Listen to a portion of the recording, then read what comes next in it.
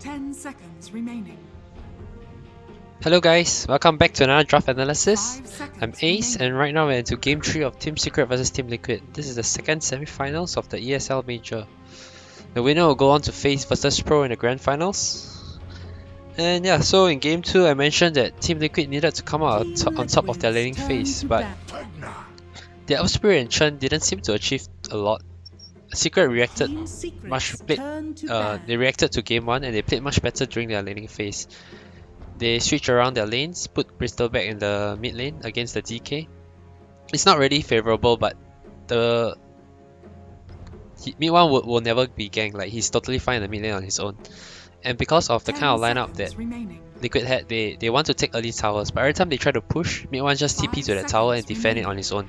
And there was nothing Liquid could have done. So turns out this Breeby last pick was really effective in terms of countering what Liquid wanted to do. And yeah, at the same time, Secret had a very good lineup going to late game, as I mentioned. So yeah, the game was dragged out, and when it reached to the mid game, late game, it was just all Secret from then. 10 seconds Okay, so now in Game 3, who was gonna take it?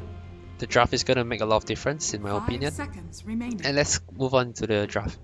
Earthshaker Veno banned by Secret, and Rubik Magnus banned by Liquid. So Liquid, seeing that Magnus was a problem for them last game because of Empower, and that Secret was actually capable of second picking it, they decided to remove it immediately in the first phase. Makes sense? So Secret with Night Stalker led through, they pick it up, and Liquid instantly go for IO7, a very comfortable combo that they really like, and so far the only team that beat them with it is BP yesterday. So how does Liquid play with this IO7? They will use the IO to help Miracle 7 in the mid lane, they'll stack a lot for him. He'll just focus solely on enabling this Seven and making him the most farm hero on the map. And as such, that's how Miracle will just go and take over the whole game from them. He'll be like 5k ahead of the next hero, and yeah, he'll just be super farm. And Secret have to have a plan against that. Team Liquid's turn to pick. First, they might plan to draft heroes that can contest the jungle stacks that Seven is when he's gonna farm, so they can pick early game aggressive hero that can contest his farm and put on the aggression on the map early.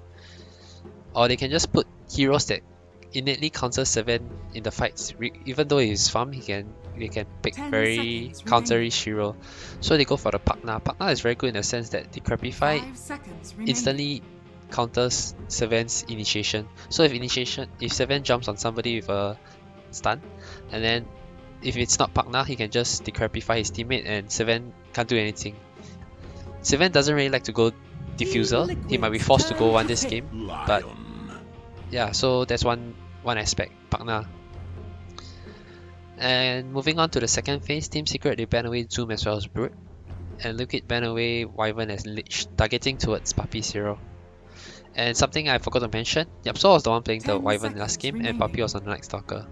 So I think that is just more of a comfort kind of hero, where Puppy prefers the Night Stalker and Yapso prefers the Wyvern. Okay, so Liquid, they pick this Spirit Breaker. I mentioned that Secret needs to be able to contest the Seven's farming stack and everything, and Spirit Breaker is actually a very good hero for it. So Liquid don't want to give this hero to Team Secret and deny pick it instead. And so now, usually the problem about having an IO support is the lack of lockdown, but they make it up with the 7 stun as well as now the Spirit Breaker control. Secret, they respond with this Lion.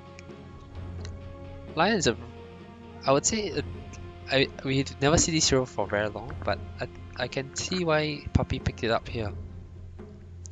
He has very great control against Seven. If he doesn't have BKB, he will want to get Blink Force Staff, so Force Staff is always good against a hero like Seven as well as Spirit Breaker. The instant stun against Spirit Breaker is always very good to stop his charges, and his disables are always good as long as the Seven's BKB is down. And Finger of Death is a really good tool to burst down a high armor Seven, or alternatively you want to burst down the IO on the backlines. Lion is also a very good hero for it. Liquid, they go for Mind Controls Bad Rider, and I'm very surprised that Nature's Prophet is totally left untouched in this series. It's not banned, and in this game, it's not banned in the first phase and second phase. It's not picked by either team. So maybe Liquid, they want to move away from the Nature's Prophet, seeing that Secret did win against them with the Nature's Prophet in game 2, so I'm not sure why they... Because I still feel that Nature's Prophet will be a very strong hero with what Liquid has currently. They have IO and Spirit Breaker, and on top of Nature's Prophet, it will be a super strong global kind of lineup, and they can put a lot of pressure on the map right from the start.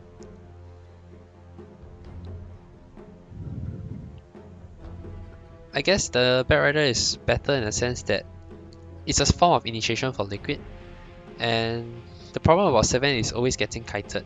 But if your Bat Rider can lasso somebody and bring a target to you, you can burst it down within like a few seconds. Like 1-2 seconds and the target is dead. So maybe they want to play around this event and make sure that he doesn't get kited. So instead of picking a Nature's Prophet, which takes up farm as well, you just go for utility kind of off lane and focus all your attention on this event. 5 seconds remaining. Secret goes for the Juggernaut here, but I really don't like it. 7 is known to be the counter to Juggernaut because of his high armor, which when you Warcry during Juggernaut's ulti, you don't take a lot of damage. And yeah, so it's very weird that Secret picks the Juggernaut into this event. The only good thing going Juggernaut's way is if he gets a Diffuser Blade, he'll be much better against a 7 because you got the magical damage aspect of Diffuser Blade and you bring down 7's mana to almost 0 after an Omni Slash. But then again, you still have IO Relocate to save the whoever gets Omni Slashed. And on top of that, even if 7 has low mana, IO can replenish his mana with a Tether.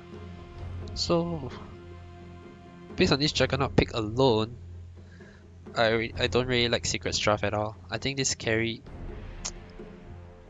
I don't think it's... Team Secrets turn to battle. It's like you don't want your carry to be countered, but here... I mean, I guess I understand in the sense that Juggernaut is a good laner against Bat Rider. That's the reason. That's probably the reason why they picked it. But does that mean they're also putting Ace on the Juggernaut and mid one on another hero? 10 seconds. Secret is a team that likes to pick Ace heroes last because of the versatility of him. But yeah, we'll see. Liquid event Viper and Secret ban Ursa. Ursa is also a very good counter to Juggernaut because of his ultimate. When Juggernaut ultimates, the Ursa can just pop Enrage and he'll take 0 damage. Or close to 0 damage. So yeah, Ursa is a good ban right there. I guess the counter on Juggernaut, the counter on 7 versus Juggernaut is not so obvious anymore. Especially since the Juggernaut in the meta goes for Diffuser Blade. And I really like this Necrophos pick. As I mentioned, they want to have an answer to this event. So Pagna as well as Necrophos, they both have the Ethereal spell on Ghost Rock as well as Decrepify. So now they have a lot of kiting potential on this event. And when you're all in on this event, having a spell like Reaper Scythe to either bait out his BKB or just kill him off when he's low is a really good hero to have. And Seven, as I mentioned, he's not a hero that really wants to go Diffuser, but I think he might have no choice to get it as a third item maybe. Choose your hero. And they go for Bloodseeker here.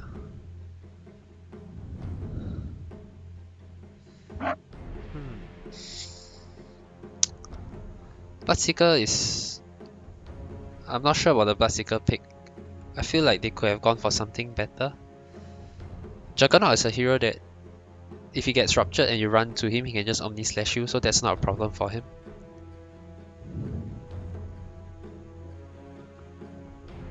Okay, all in all, I think Secret has drafted a very good... I mentioned when you draft for IO7 in the first phase for Liquid, Secret is going to have to react and they have to draft heroes that is good against a right click call. So they did do that. They draft the Pagna as well as the Necrophos, and that part I really like it a lot.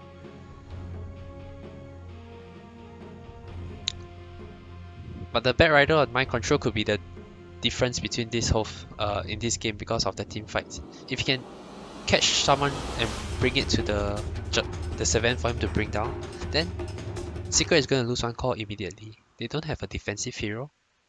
They don't have an Oracle or they don't have a Vengeful Swap to save that target. So whoever Bat Rider goes on is 80 to 90% dead. And if you kill off a call like Necrophos right from the start. Prepare for battle.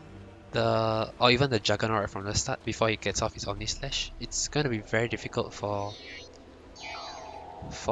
Secret to take any fight from there. Basically, I really don't like this Juggernaut pick, and I'm going to favor Liquid's draft just because of that. And after all, they have an IO right here. And although VP did win their IO yesterday, GH IO is still really strong. And it seems like Liquid is switching it up. They're putting Matumbaman mid and Miracle in the safe lane instead. So yeah, but the game plan is not going to change. They're still going to stack for him and he's going to be super farm. I personally feel that Liquid is going to take this, but it might be a really exciting game yet again. This whole ESL major has been full of epic games. So yeah, just keep a lookout and hope you guys like this draft analysis. Thanks for watching.